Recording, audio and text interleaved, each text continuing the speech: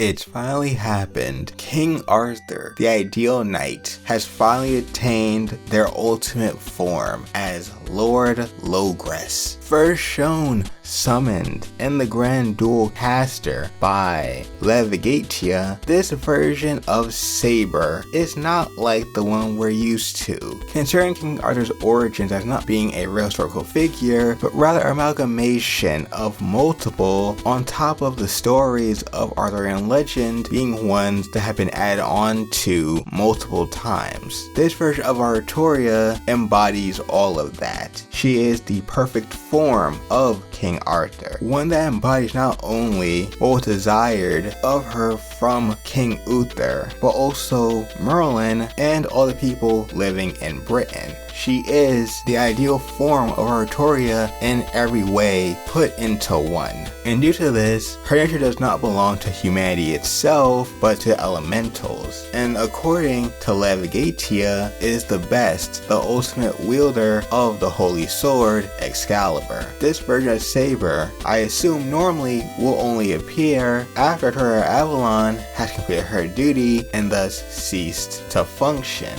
Since she is a fairy, and fairies do have a purpose to why they exist, Arturia Avalon's, and by extension her predecessor, Ash, aka Lost Belt Morgan's, was to make sure Excalibur was made in case the fairies ever got too lazy and complacent to do so. Now the reason she was summoned in the first place is because Levigatia, who is Lev Liner Floros pretending to be Gatia and also looking like Solomon, regards Lord Logres as the strongest being. That's a very bold claim, but he might in fact be a little biased. He himself claims that mages don't need to be the strongest as long as they have the strongest beings under their command, and thus, as long as he has her, he's all good, since in his mind, she is in fact the strongest servant, the strongest holy sword user in human history. Now you realize, looking at her, her sword looks a bit different from what you expect, which looks like a large copy of Caliburn, although she does in fact exchange this version of Caliburn for Excalibur when using her noble phantasm. Ability wise, she's shown the ability with her mana burst to create draconic wings and even an image of a red dragon behind her, that being the red dragon of Britain.